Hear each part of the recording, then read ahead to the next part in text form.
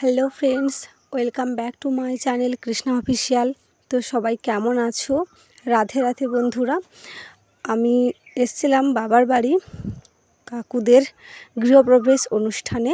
তো আজকের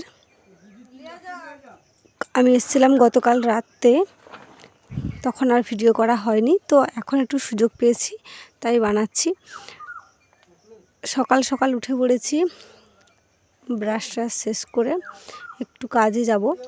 আর তার আগে আমার ভাইয়ের জন্য কিছু জিনিস এনেছিলাম, ওগুলো তাকে দিয়ে দিচ্ছি।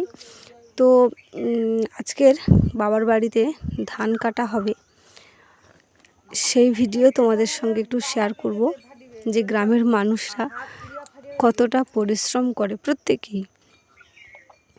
তো এখন যেহেতু বর্ষার সময় নয়, গ্রীষ্মকালে রোদ উঠলে আর ধান কাটা যায় না, ভীষণ গরম হয়, তোমরা সবাই জানো।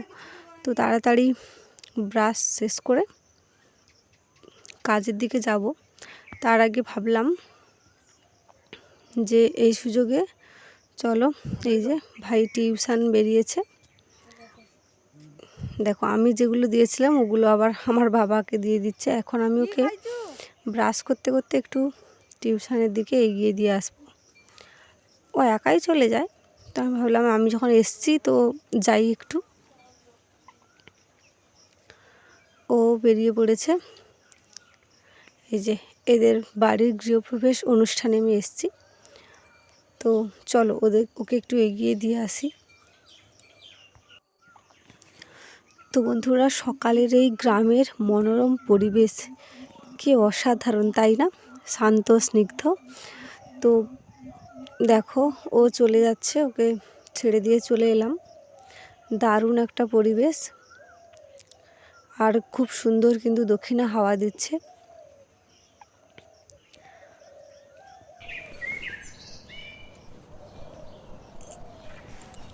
আর এদিকে গ্রামের আরও একটি সুন্দর দৃশ্য, সকালে সবাই কিন্তু দেখো গরু বাছর নিয়ে কিন্তু মাঠে চলে যাচ্ছে, কারণ রোদ উঠলে ওদেরকে নিয়ে চলে আসতে হবে, ওরা আর খেতে পারবে না, কারণ রোদে ওদেরও ভীষণ কষ্ট হয়। আর এই যে বট গাছটা দেখছো বন্ধুরা, এর একটা বড় কাহিনী আছে, তোমাদের একটু বলি। আমরা ছোট থেকেই এই বট গাছের নিচে কিন্তু খেলাধুলা করেছি। আর এই বট গাছে আমরা সবাই ছেলেমেয়েরা মিলে মাটি দিয়ে উঁচু করে রাখতাম, এখন আর কেউ দেয় না। তো বটগাছটা ভীষণ বড়, সবাই এর তলায় কিন্তু ছায়া বিশ্রাম উপভোগ করে। আর এই হলো আমার বাবার বাড়ির এই যে গোমাতা, দেখতেই পাচ্ছ, খুবই শান্ত। তো আমি বাড়ি চলে এসেছি, এসে মুখ হাত ধুয়ে নিচ্ছি, কারণ মাঠের দিকে যাব। বাবা মা সবাই চলে গেছে, আমি ওইদিকে যেতে গিয়ে একটু দেরি হয়ে গেল।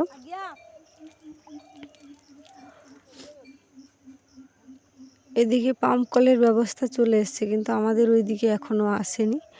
তো মুখ হাত ধুয়ে তো চলে এসছি, আমি ভাবলাম একটু চিরুনিও দিয়ে নিই, কারণ গরম লাগবে।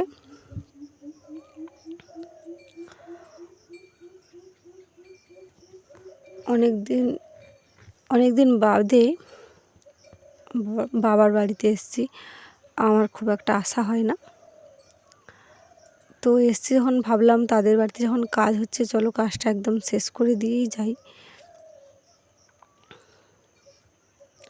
আর অনেকটা কিন্তু বেলা হয়ে গেছে, প্রায় 7টার মতো হয়ে গেছে, আমি এখনও যাইনি। তো তাড়াতাড়ি করেই যাব, বেশিক্ষণ লেট করব না।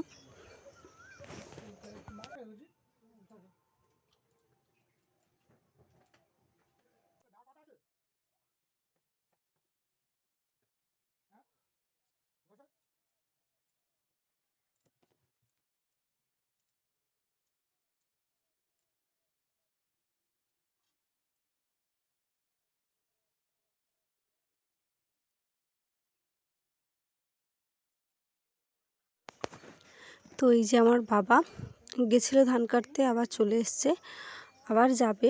তো এখন আমিও বেরিয়ে পড়েছি। দা আর বিস্কিট নিয়ে, কারণ অনেক বেলা হয়ে গেছে, রাস্তায় যেতে যেতে খাবো।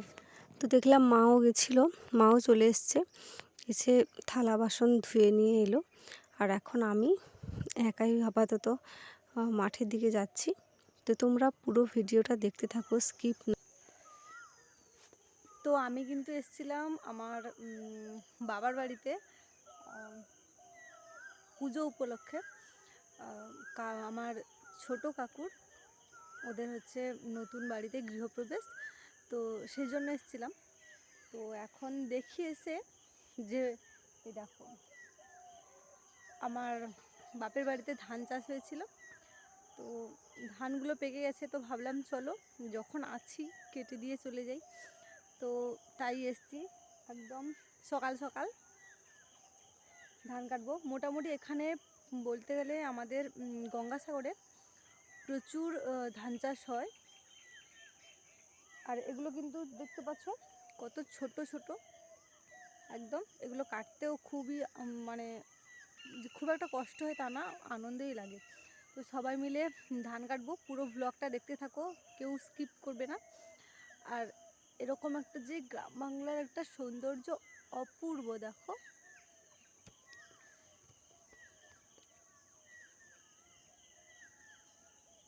যত দূর চোখ যাবে পুরোটাই ধান ক্ষেত। আর এই যে সকালের একটা মনোরম পরিবেশ, দারুণ দারুণ। তো কাদের গ্রামে বাড়ি একটু কমেন্ট করে জানিও, সাবস্ক্রাইব করো, লাইক করো। আর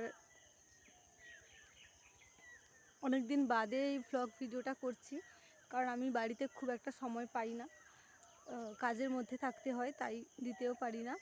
আজকে একটু সুযোগ হয়েছে তাই দিলাম।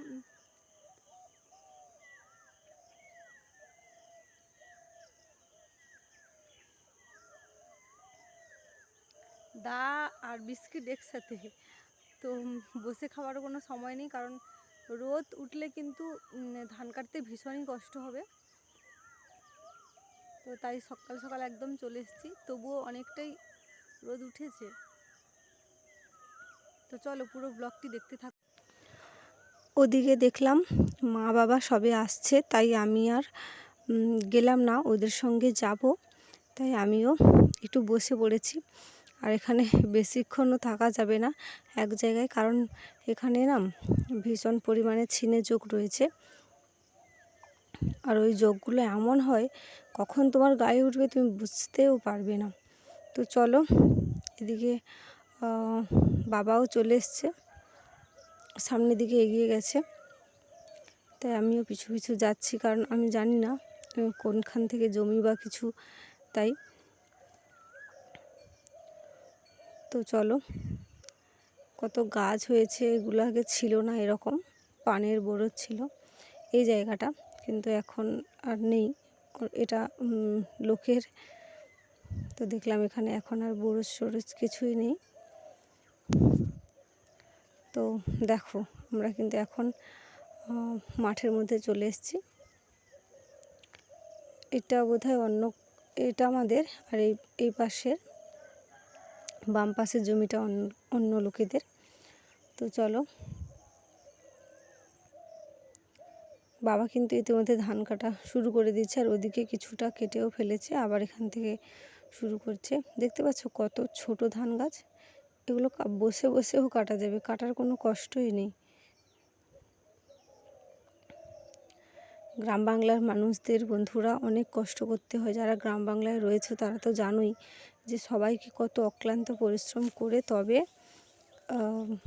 খাওয়ার জোটে প্রত্যেককেই।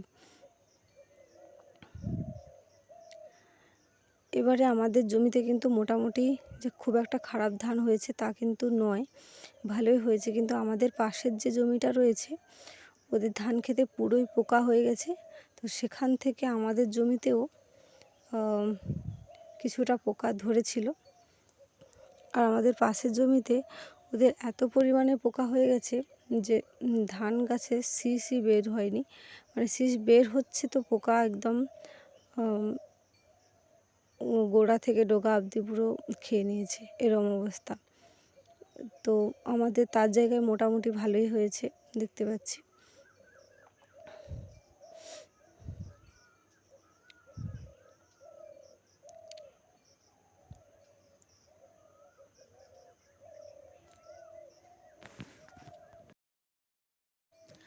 এদিকে কিন্তু দেখলাম আমার মাও চলে আসছে।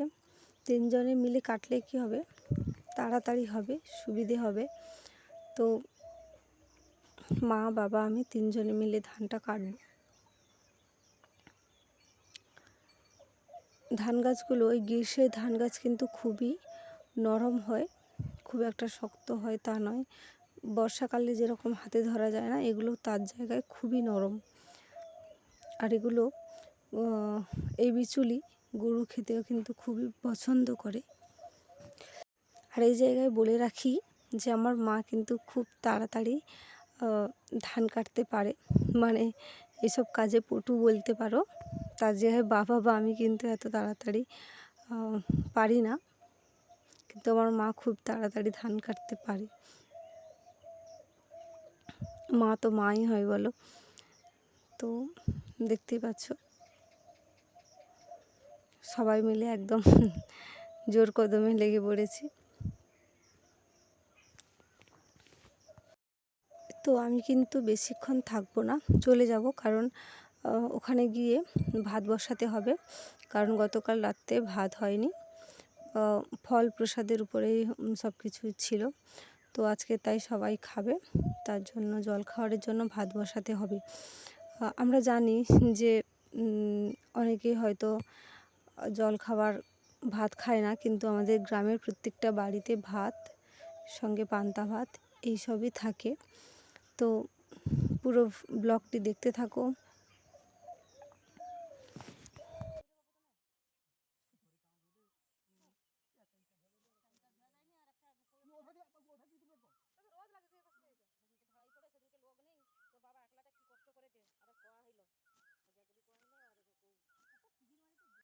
তো বন্ধুরা, এখন প্রায় 8:30 বাজে, আর কতটা ধান আমরা কেটে ফেলেছি দেখতে পাচ্ছ।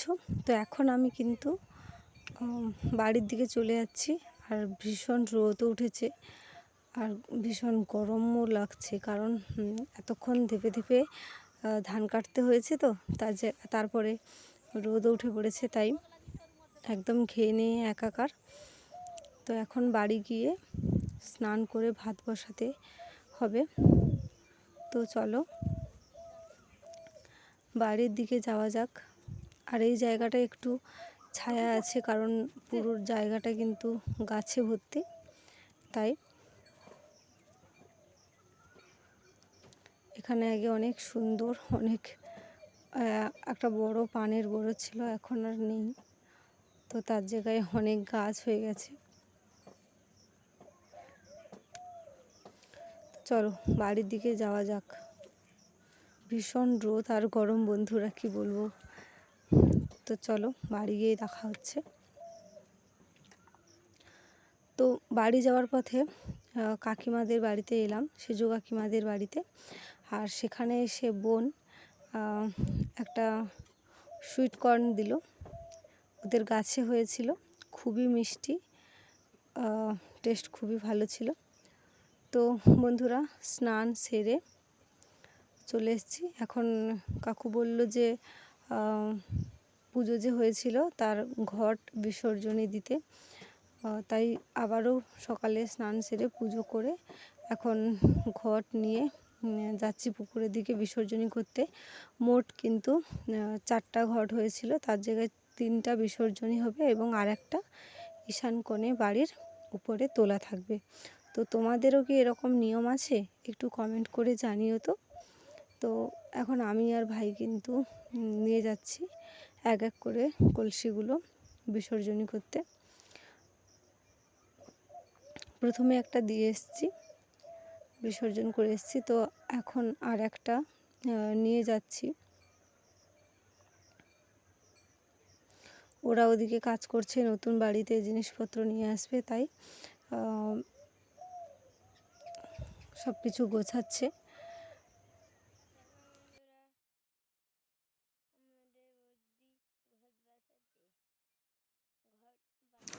তো বন্ধুরা, এটা হলো আমার বাবার বাড়ির পুকুর। তো পুকুরটা দেখে তোমাদের কতটা কীরকম মনে হচ্ছে জানি না, কিন্তু পুকুরটা কিন্তু ভীষণই বড়, ভীষণ বড় একটা পুকুর। আমাদের এখানে সবাই বলতে গেলে এই পুকুরে ব্যবহার করে। এখন এখন করে না, কারণ একদম করে না তা না, করে কিন্তু কম, কারণ এখন আমাদের এখানে টাইম কলের ব্যবস্থা রয়েছে তো তাই। তো দেখতে পাচ্ছ দুটো ঘট কিন্তু আমি বিসর্জন দিলাম। তো এখনও আরও একটা ঘট রয়েছে, তো সেটাও নিয়ে চলে এসেছি।